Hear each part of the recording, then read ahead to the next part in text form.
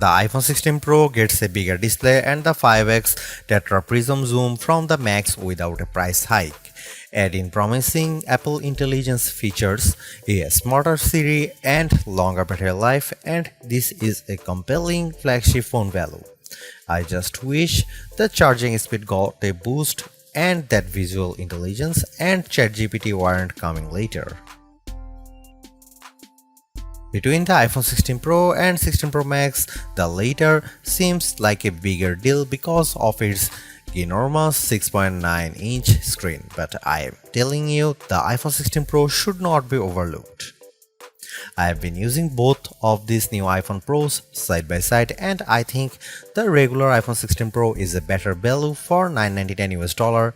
You get a bigger display than last year, the most powerful 5x zoom that used to be a Pro Max exclusive, and an impressive battery life boost based on our testing. Otherwise, the iPhone 16 Pro has all the same goodies as the Pro Max, including the powerful A18 Pro chip, upgraded 48 megapixel ultra-wide camera, and impressive video features like 4K 120fps slow-mo videos and audio mix for zapping background noise. Apple Intelligence features like writing tools and the new Siri are promising based on early testing of the iOS 18.1 developer beta, but that won't officially arrive until October.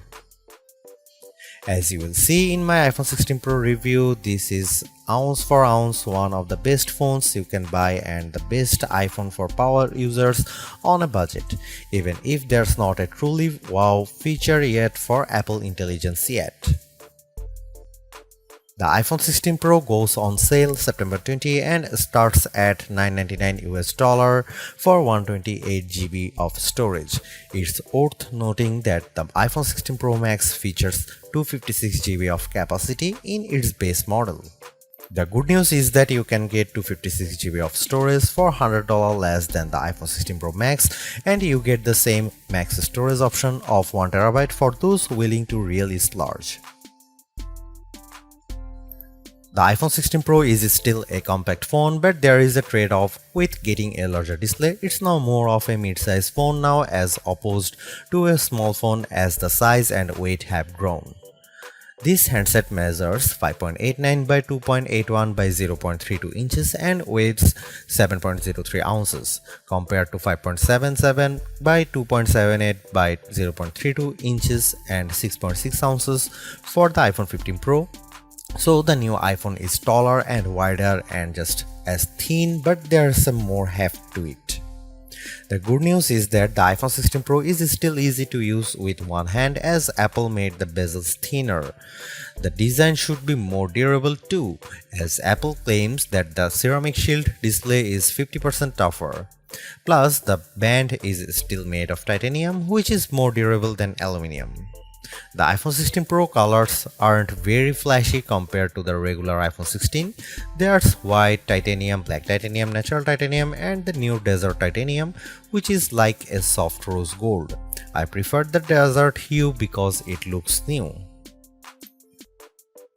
The iPhone 16 Pro has a few key upgrades that I appreciated during my testing. There's a sharper 48 megapixel ultra-wide camera, a faster 48 megapixel main fusion camera with zero shutter lag, and the 5x tetra prism zoom borrowed from the Pro Max series. In addition, photographic styles are integrated directly into the Camera and Photos app, so you can change skin undertones and the mood effect of your photo on the fly. Plus, you can tweak it after the fact. To test the iPhone 16 Pro's faster performance, I had my son take a photo of me shooting a jump shot side by side with the iPhone 15 Pro, and the result is brighter and more detailed image. How does the iPhone 16 Pro compare to the best camera phones? I shot a number of pictures using the iPhone 16 Pro alongside the Samsung Galaxy S24 Ultra and the Google Pixel 9 Pro XL to find out. I put the ultra-wide camera to the test on the iPhone 16 Pro with this shot of a beach and Apple comes out on top. The colors are more natural through the iPhone versus the Galaxy S24 Ultra, and Samsung's peak looks distorted on the right side by the flowers. Here are some camera samples of iPhone 16 Pro.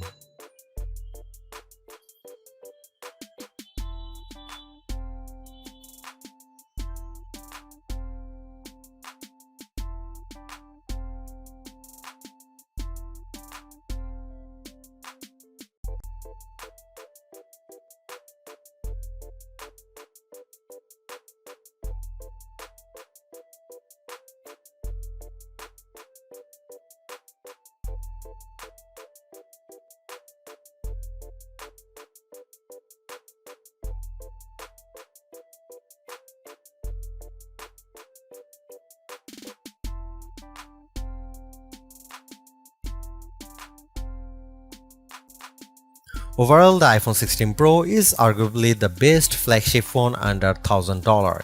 You get the same excellent cameras as the iPhone 16 Pro Max for $200 less, and I think the screen is big enough at 6.3 inches while being easy to use with one hand.